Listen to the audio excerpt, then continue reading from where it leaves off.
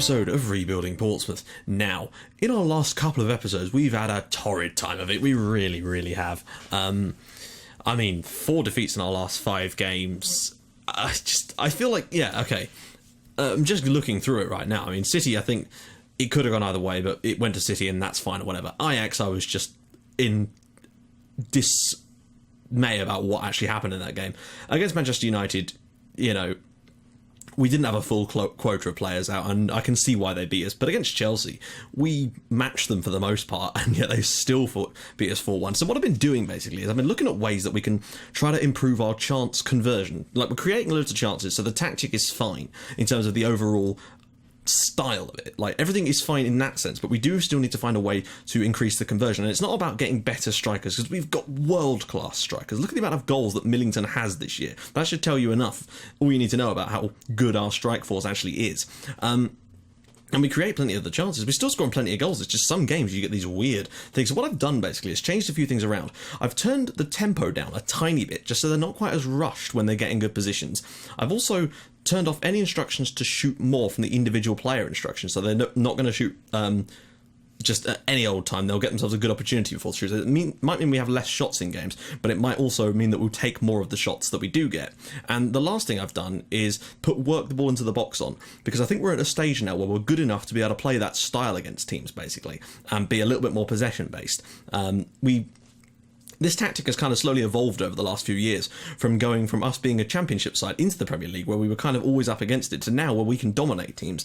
And I think we need to use our tactic more and exploit the fact that we can dominate them. So that's basically the plan. I've tried it out this month, but admittedly I've been using a slightly different tactic this month, because I just felt like it, and I just felt like it was appropriate for the games we played, and I feel like I've been vindicated with the results. Now, before we talk about that, I just wanted to go over a couple of things about our recording schedule, because I love your guys' comments and suggestions and stuff, and I always do try to take as much on board as I can, but I feel like sometimes you don't realise that if you comment on something, it isn't going to then appear, and I say I'll do it, it isn't going to then appear in an episode later that day. Like, I have to record ahead of time just to get stuff done. So the way it works is on Monday I'll do 2 episodes of Pompey and Red Star, Tuesday I'll do 2 episodes of Pompey and Red Star. Up until now, what I've been doing, and then on Wednesday, Thursday and Friday is 1 of each on those days. However, today is Wednesday, and I'm trying out doing 2 of each today as well. That way I can have more time later in the week to work on other projects and things that, yeah, could still improve the channel more. I'm just sort of cramming as much into my schedule as I possibly can, without trying to reduce the quality, because that's the last thing I'd want. If anything, I feel like we've done more towards the quality this year by adding more games into episodes, concentrating on more big fixtures, and not doing many short episodes, just trying to really cram in the quality as much as possible. That's what I'm trying to do anyway. So there's that. Other couple of things, the FIFA channel. Now, it is something I'm still working on. I'm planning to work on that potentially later in the week, which is kind of why I've done this. I really do need to sort some stuff out for it. I am going to do it.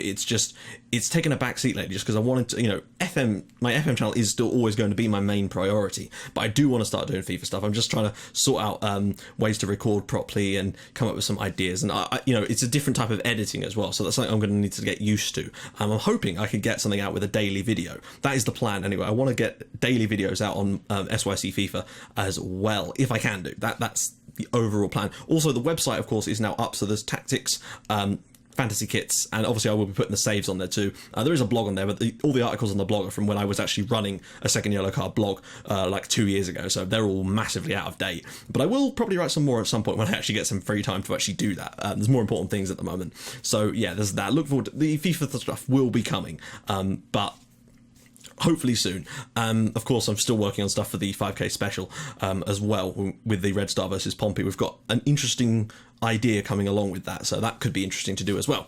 Right, what else have we got? Right, yeah. Someone asked me if Roger Orford, who's one of our youth intake players, was related to Nick or Andy, and I felt that was a genuinely good question.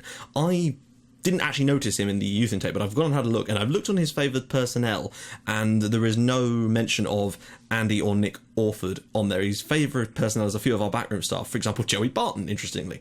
Probably not punched him in the testes lately.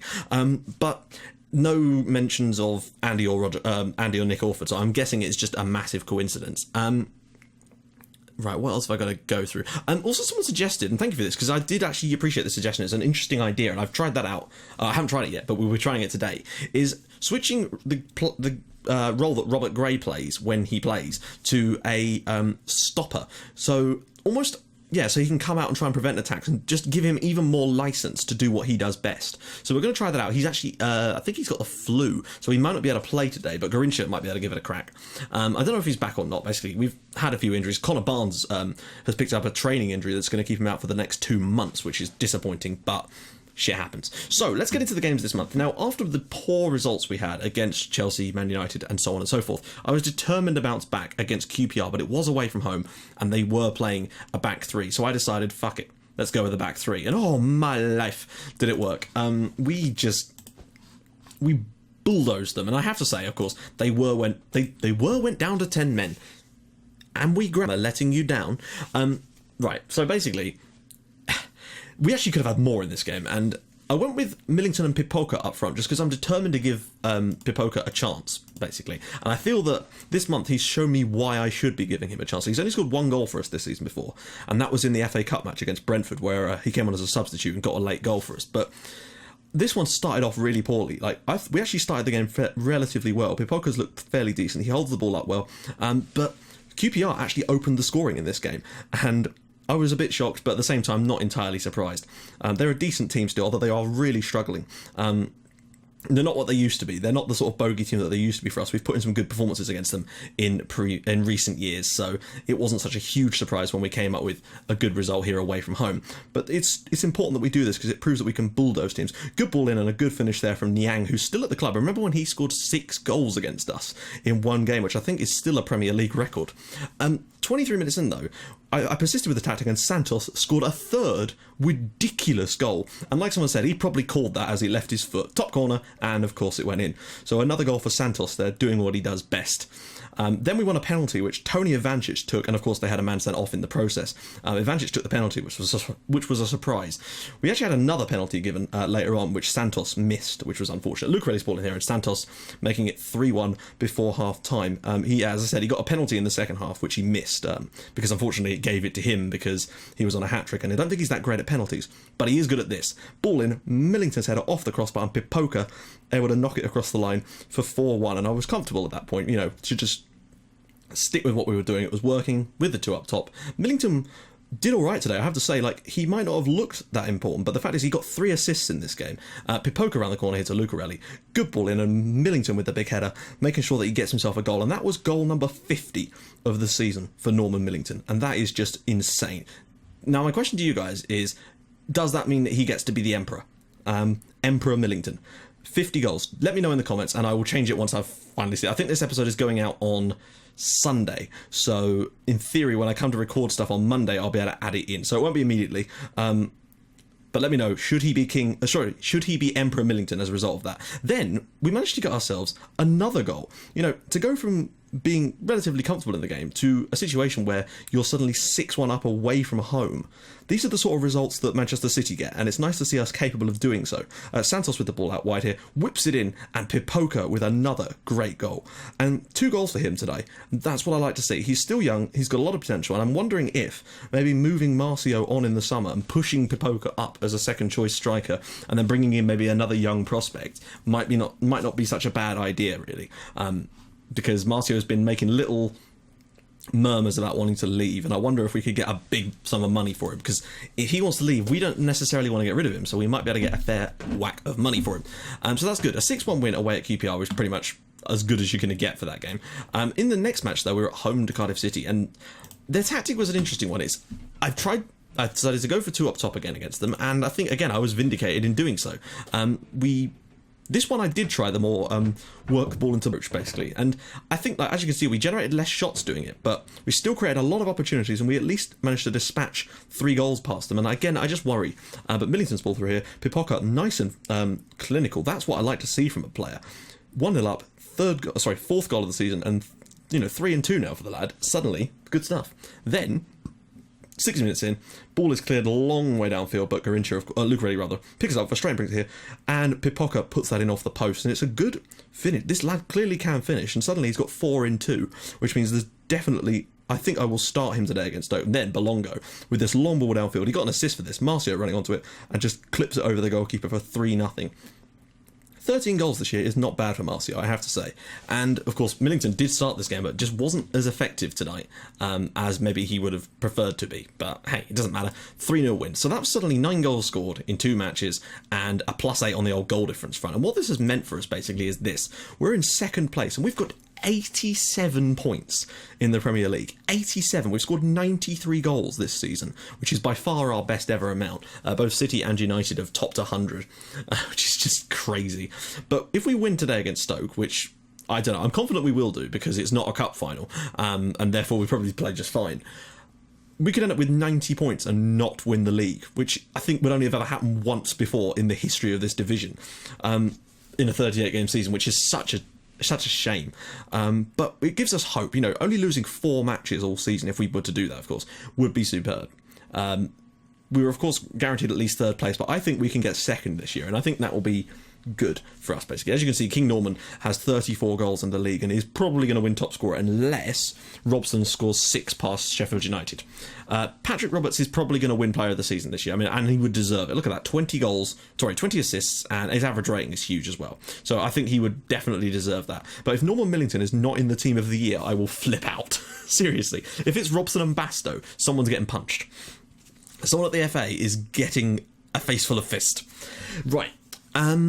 What else are we going to talk about? Right. Oh, yeah, also, we've been given transfer funds this year. 24 million. It's a lot less than we got last year, despite making a profit of 133 million last year, which is worrying. And the fact that So I'm not entirely sure how we're going to do this. I'm certainly going to look to bring in a quality right-back, and even if I have to spend as much of that as I can on getting the best right-back I'm physically able to get, then I will do. So that's basically all that is to it. And I'll probably try and sign another centre mid just to boost and maybe look for some slightly younger talent. I don't know really. Yeah, but right back is absolutely crucial to us. And maybe another defender, like centre back maybe. I'm not entirely sure.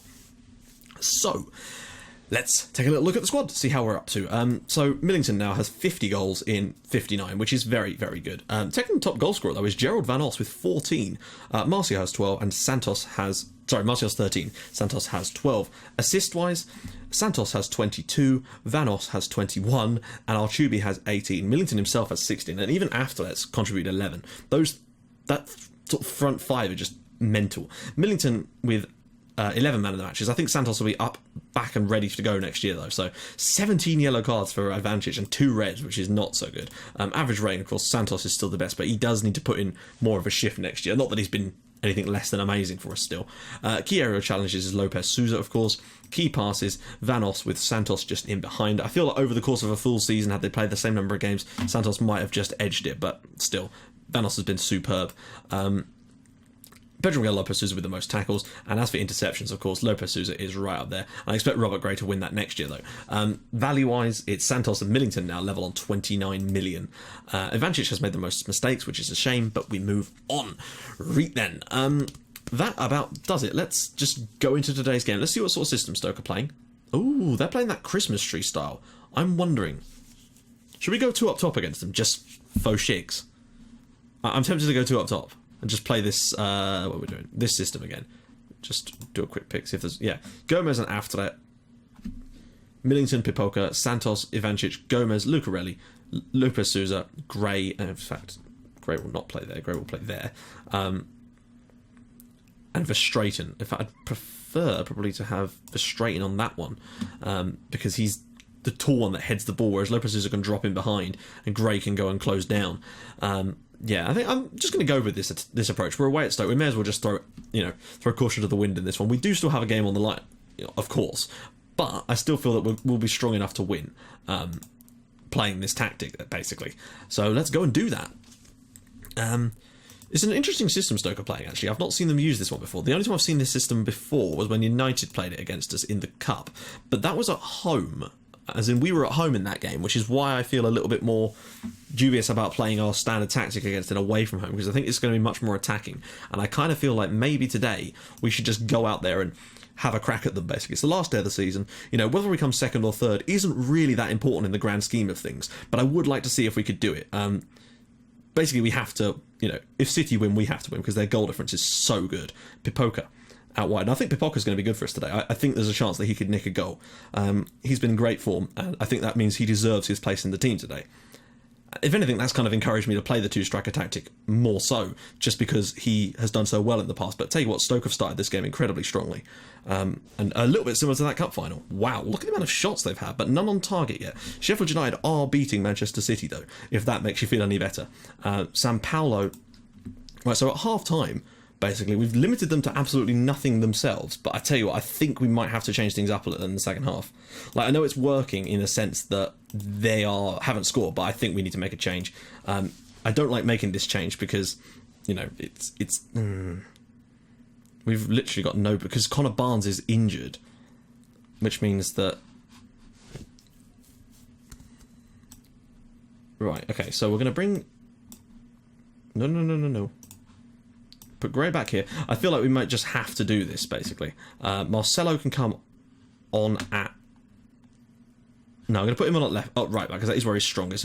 We are going to take Papoka off. No offence to the lad, but, you know, sometimes it just has to be done. And I'm going to put... Oh, whoa. Put Gomez there and put Garincha at left back. He can play there. Like, he's not fluid there, but I know that he is at least capable of playing there, which we'll have to do. Archubi's not really fully fit, so that's 2 subs made already. Hopefully, the second half, this will allow us to kick on a little bit. Completely different strategy. Hopefully, it will make a difference for us, but it may not do, you know? Stoke might just be really up for it today. Oh, Jansen's in so much space. What are you doing, guys? That's so bad. Baz Jansen is a quality player Stoke have got there. In that case, we'll probably best turn this onto attacking and go for it. I'd be disappointed to lose. Are Stoke about to become our bogey team again? Being us in the cup final, but at the moment it looks like it's going to have no effect on our league position. Unless Manchester City score twice, which, let's face it, they almost certainly will do. Marcelo, there's a lot of space here for Lucarelli. Can he pick a pass to the edge of the area to nobody? Ivancic, there's men out to the left here, but he's looking like he's going to go right after that, round the corner for Millington. Oh, don't know what happened there. Marcelo infield to Ivancic, who's picked up another yellow card, you'll notice. After it, round the corner for Millington. Good save on the rebound, and it is 1-1 here at what I assume is still the Britannia Stadium. 51 goals for Millington this year. I don't think he's ever going to be able to beat that.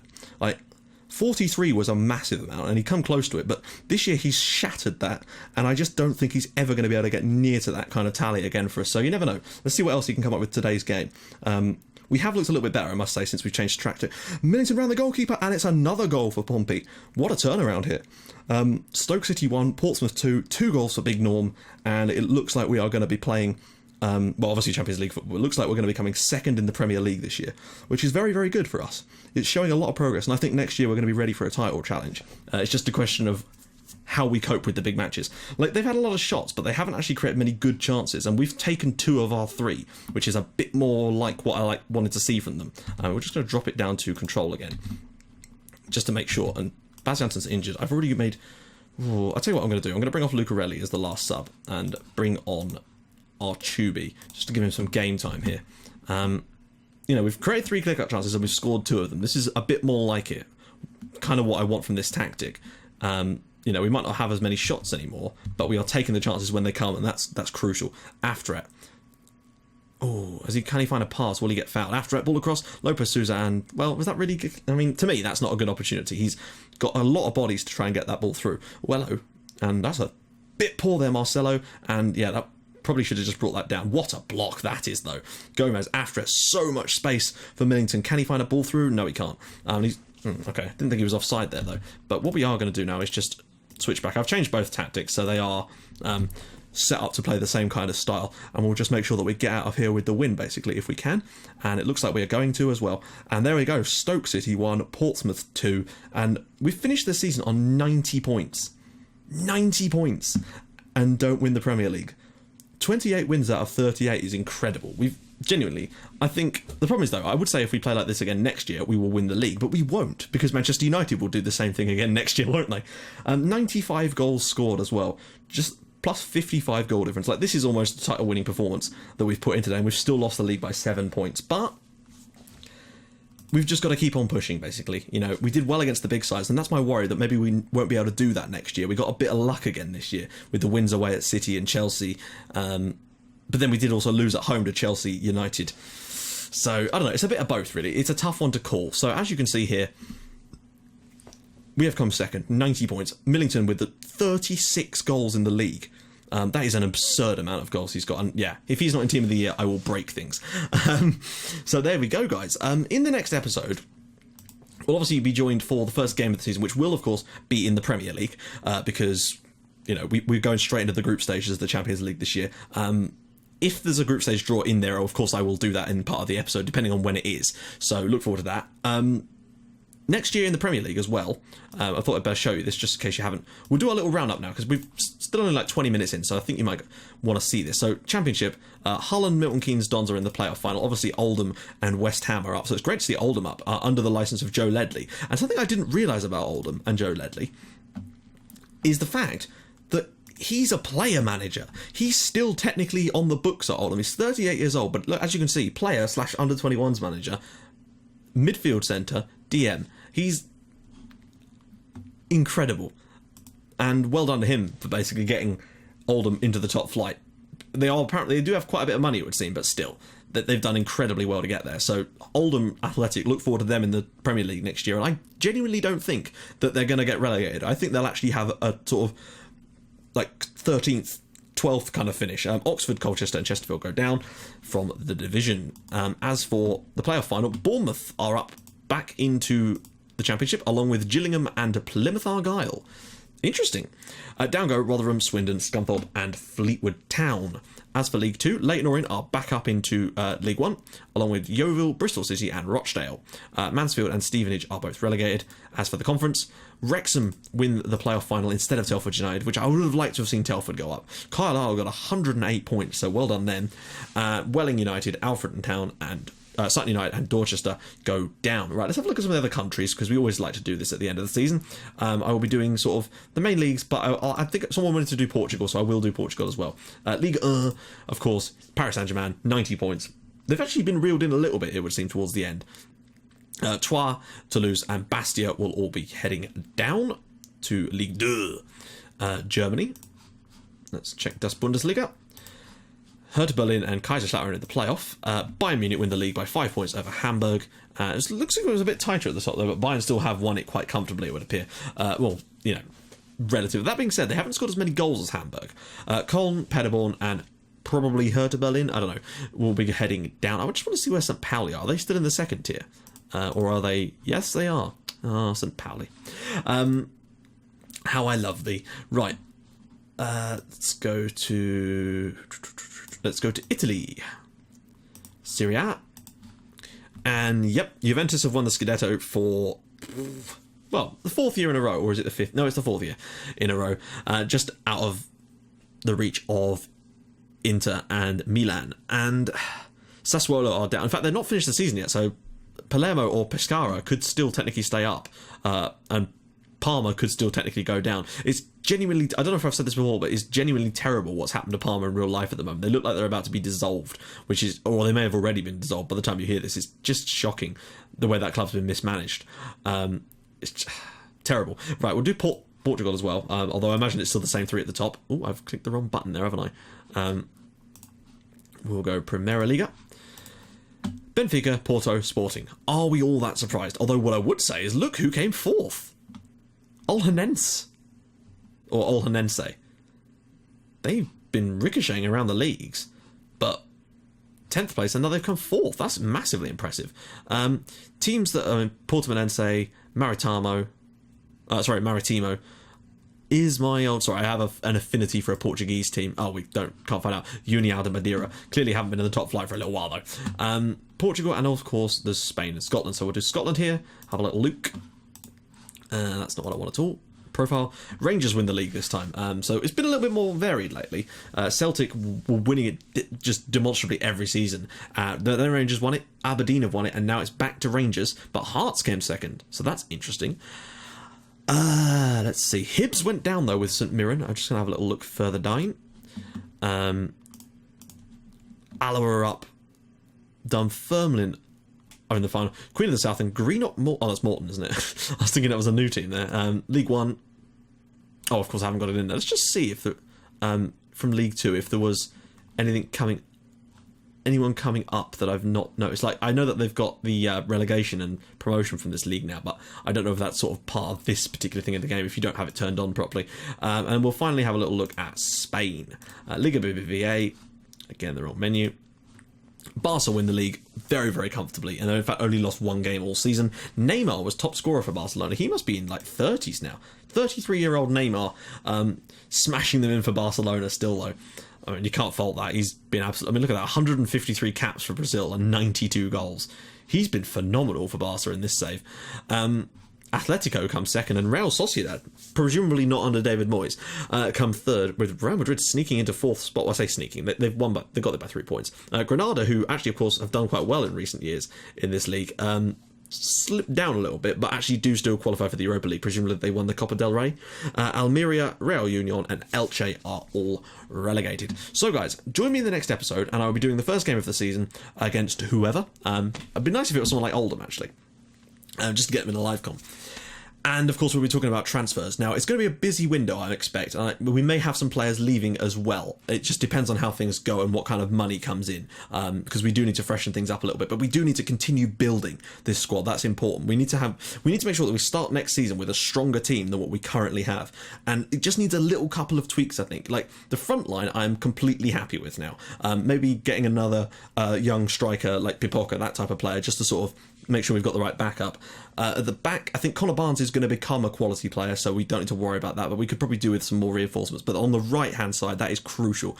Possibly another centre-back and a midfielder. Goalkeepers, I'm completely happy with Bigger Bolongo and Lucas Vega, really. You know, we can't really do much better than that, so I'm completely pleased with that. And I think next year we're going to come back with what is going to hopefully look like a title-winning squad. So I'll see you guys then. If you like what you're seeing, please drop a like on the video, and if you'd like to even more than that, please subscribe to my channel for more Portsmouth and Red Star Belgrade in your inbox every single day at 5:30 and 8 o'clock. And I will see you guys in the next episode for that game and the transfers. See you guys in a bit. Bye-bye.